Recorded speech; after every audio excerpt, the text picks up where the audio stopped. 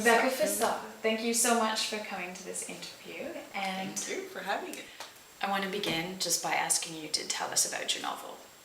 Okay, it's a literary novel titled Vase Life at present.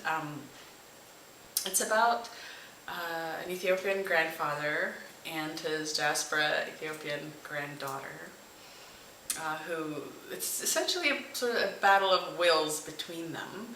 They haven't seen each other for about 20 years, and two things bring them together.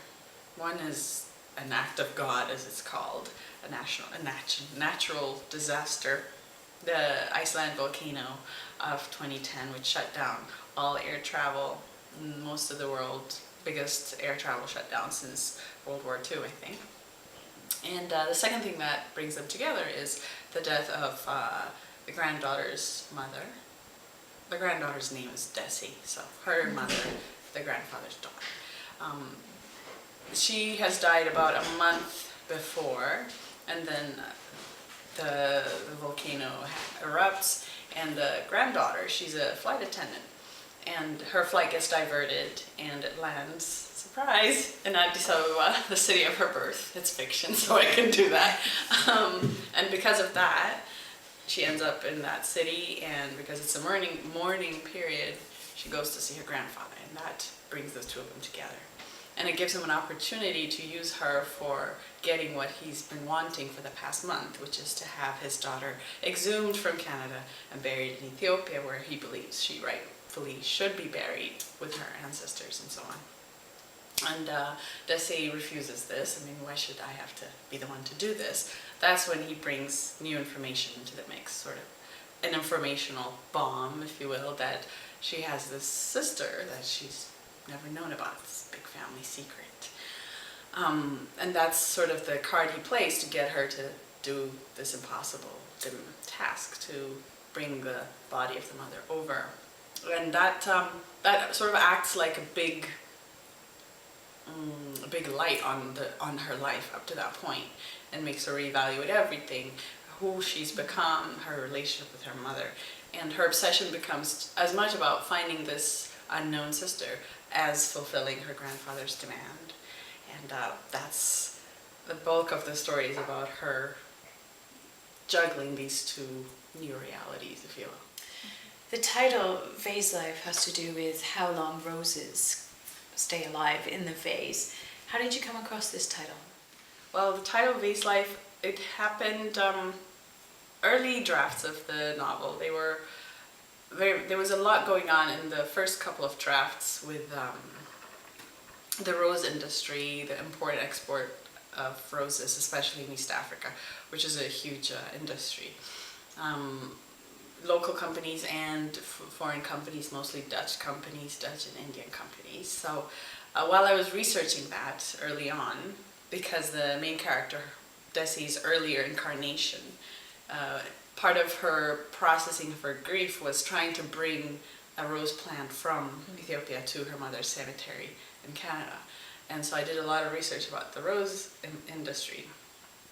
And I think it was either in the book Flower Confidential, or while I was looking at the website of one of the Dutch companies that operate in Ethiopia, that I came across Vase Life as one of the criteria of the value of each rose. The length of the stem, the number of thorns, the shape of the leaf, the bud size, all these go into grading the rose. And one of them is vase life. How long does this rose last in the vase?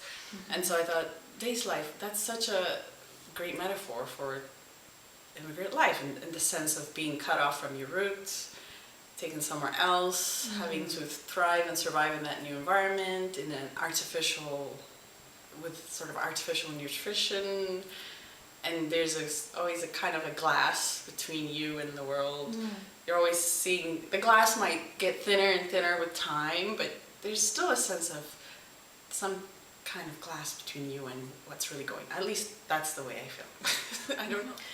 Rebecca, Vase Life is set in the present day, and it feels like a really modern novel.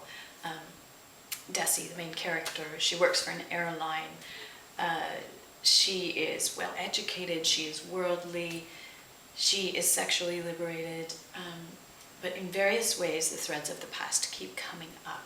So I wanted to ask, how much of the novel, as much as it is a novel of today, how much of it is a reckoning with the past? A large part, 75 to 100% of it is a reckoning with the past. But I didn't start out with it intending to be that way. Starting out was just a reaction to the event of my mother dying and my sort of exploring, living out in fiction what I wish I could have done immediately after and in the years subsequent. But I've noticed that somehow fiction takes over, and almost a good way of writing fiction I found is starting from real life, and then it sort of gains a life of its own. But because of who I am and where I come from, my history, the history of where I come from, surfaces in that almost on its own. Although initially it wasn't that way, but as a way of sort of deepening the story, and the more I dug into each character's motivations and their backstories, history couldn't help but come up. So there are many levels of reckoning with the past. There's a sort of planetary, geologic level of reckoning with the past in terms of the volcano that sets it all going. That's like hundreds of years of subterranean activity that erupts at that point in time, which is the whole reason that the two main characters cross paths. And then there's the sort of the more recent past, I guess, in terms of, it's not that recent, over the last almost century, but not really, where there are many different Ethiopian historical periods that I'm dealing with. There's the Italian invasion of Ethiopia in World War II time, which impacted the grandfather a lot. And then there's the overthrow of the monarchy, which affected Desi's mother's childhood, like irreversibly. And then there's the next overthrow of that, the communist regime, which impacted the whole family and led to the migration. And that time of change was a time of the country sort of dealing with old wounds and digging up old hurts, and literally digging up buried bodies, literally and figuratively.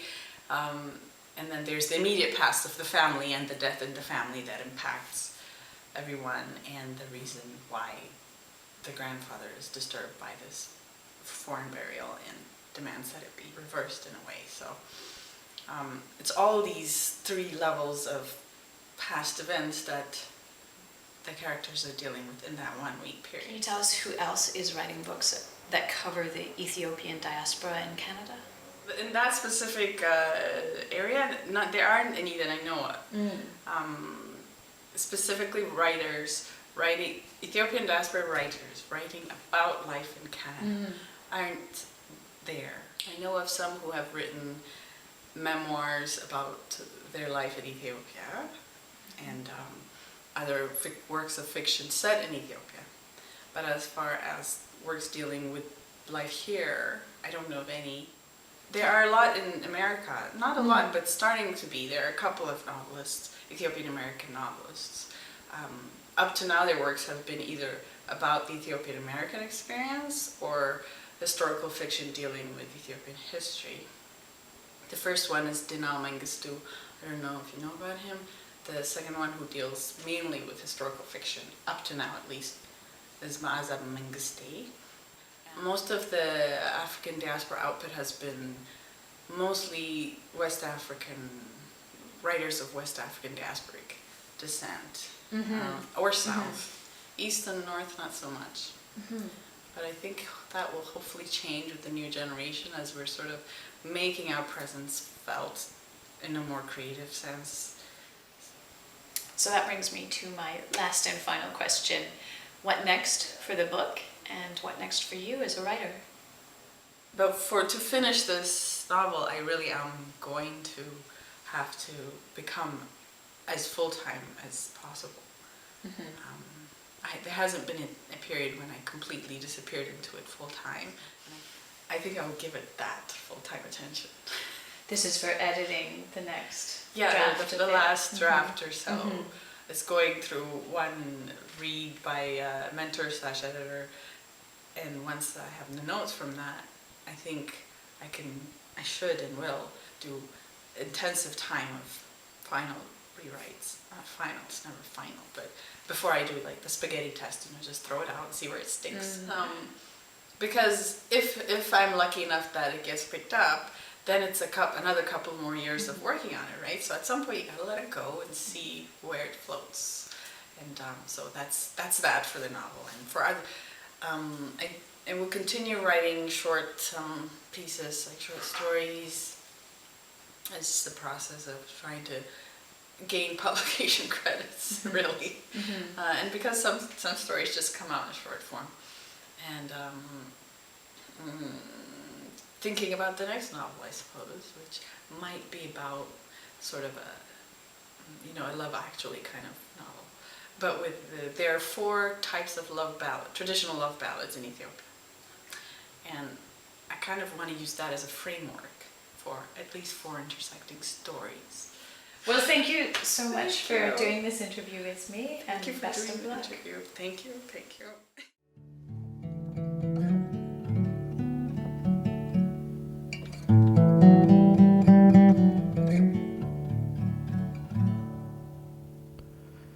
Everything I've learned I have forgotten. Everything I've forgotten looks just like new.